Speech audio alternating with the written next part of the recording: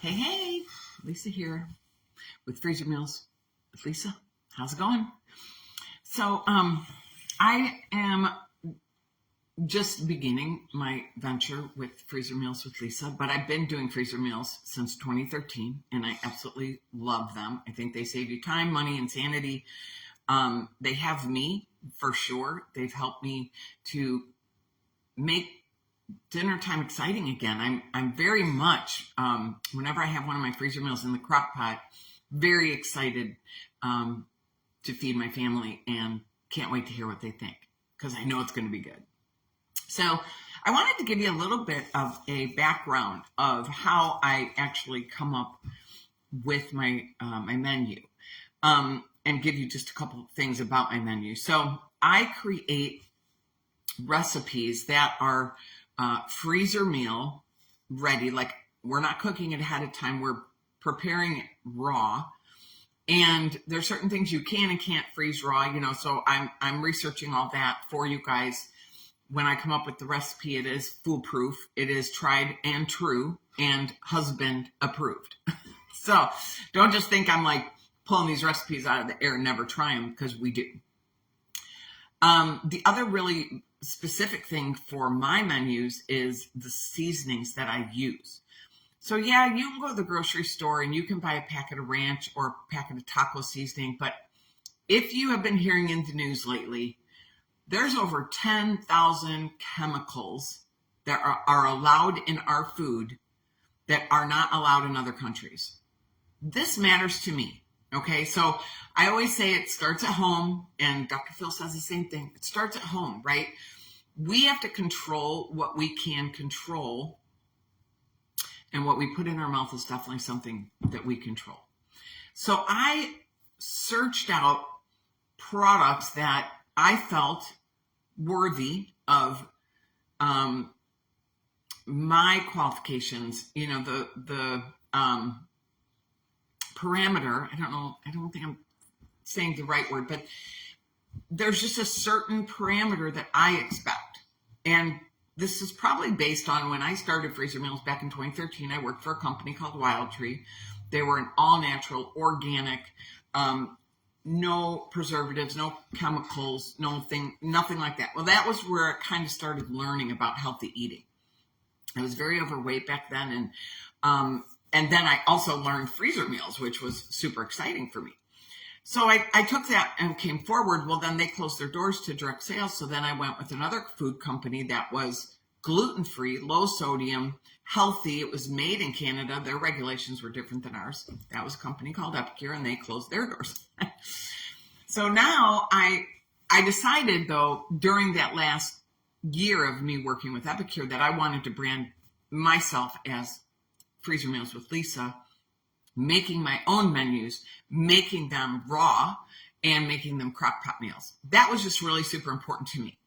So when Epicure closed their doors, I had to pivot. Well, Wild Tree was still in business on an e-commerce site, so I was kind of using their seasonings. But then their selection was very small, and a lot of their stuff was sold out, and I couldn't count on that. So I kept looking, and I found another company, and I'm in the midst of trying them out right now.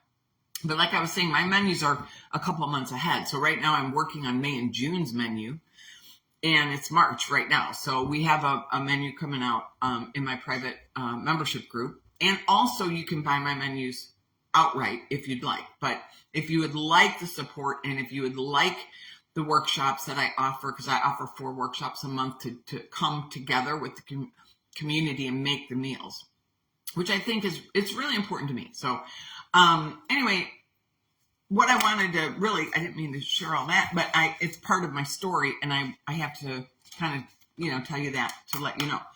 So then what I do, once I have a seasoning, I look at the flavor profile of the seasoning, whether it was Epicure, Wild Tree, or this new company called Local Spicery, which the reason I chose him is, one is he's natural.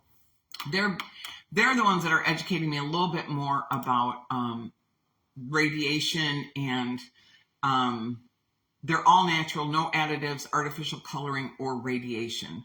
And they grind their spices fresh, which I don't know how the flavor is going to be, from fresh versus what I've been dealing with. I don't know how long those seasonings have been sitting on the shelf. I mean, we'll find out. We'll find out. It's very interesting. This is a very interesting journey for me. So I've contacted the owner of that company, and I have ordered his seasonings, and I plan on using his seasonings in my next 2 menus, which I'm very excited about because some of his products are, there's a name to the seasoning, but that doesn't mean anything to you and me because we're used to ranch, fajita, taco, but there's a whole world of blends. They're called culinary blends. And that is where he's the spice guy.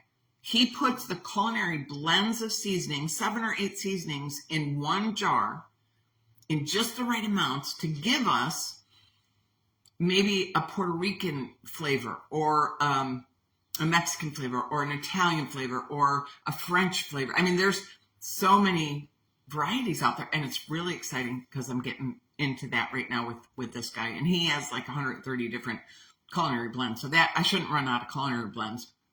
And I also talked to him about possibly being able to support my business if I need as my business grows.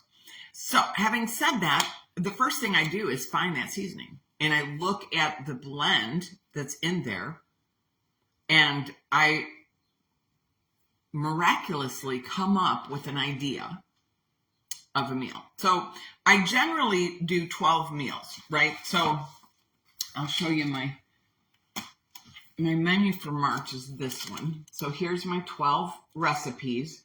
And this menu is Wild Tree products because I had already built it around Wild Tree, which I may use them occasionally here and there. They're not a bad product. The problem is I just can't depend on them to not be running out of stuff. So I like to do 6 chicken, 6 beef, pork, so I try and at least have, those flavor profiles. I try and do everything from rice to pasta to potatoes, adding those in as I can. And the one thing I love about my freezer meals is when adding rice, it's like the last hour of cook time, you add a cup of rice and 2 cups of water. The chicken makes broth in there. So does the beef, but mainly chicken. It makes a lot of broth. Sometimes we add water, and sometimes you have to add 2 cups of water, but it's magical. It cooks it magically in the sauce, makes it the perfect consistency. It's not soup. It's thicker. It's got that starch in there from the rice and the meats in there and the flavors. And so that's really good. Then I do sweet potatoes, and I do the white potatoes and all the things. So basically what I do is I pull this, like, for instance, I pulled taco seasoning. And then I decided that tacos are a very family-friendly meal, just like meatballs. And I think we need more than 1 bag of those on hand in 1 month because you're going to eat tacos. A lot of people eat tacos every Tuesday. And a lot of people love meatballs, but the frozen meatballs aren't the greatest. So anyway, I take the idea of tacos and I research recipes, and I come up with a recipe that isn't like a standard. I try and make it a little bit scalable up, and then there's other ones like cheesy taco chicken, lasagna soup with tortellini, Italian meatloaf. I always find that people really love their meatloafs, and I like to have different flavors of meatloafs. I make Italian pork. There's just a lot of thought that goes into this. Okay, so I got the name. First I get the seasoning, then I get the name of the recipe. Like, I have to research. Then I have to build the recipe. Like, this is really what I go through. This is quite a process. And when I'm building the recipe, I have all the raw ingredients. Now, if it's got something on the day of cooking, I have to put that down here too. Like potatoes, I don't generally freeze those raw unless they're a canned potato, and I don't recommend those. They taste terrible. But this is the base of all the ingredients plus the seasoning that goes into the Ziploc bag because we freeze them in Ziploc. And then down here it just tells you how to cook. Then it tells you how to freeze it, then how to cook it, and then added sides. If I'm going to make extra sides, or suggested sides, or if you put the right sides. So I've gotta come up with all of this. And then that's recipe 1. I've got to do it 12 times. There's 12 recipes in my menus. So the main reason I do it this way, though, I really want people. Oh, and the other thing I do, wait, before I say that, is I make a grocery list. So once I do all 12 recipes, I have to make a grocery list for those 12 recipes broken out by category of meat, pantry, freezer. And I love building the recipes. The grocery list is not my favorite part, but it's my favorite part to use, because that really helps me so much to have that grocery list all broken out for just the 12 meals. Go to the grocery store with this grocery list, and knowing on the day that I'm going to make my freezer meals, I put all the groceries on the back counter, because these are the things I need for all 12 meals. And I don't grocery shop with my other groceries, and I don't grocery shop on the same day because it's just too much. We have to treat this with priority.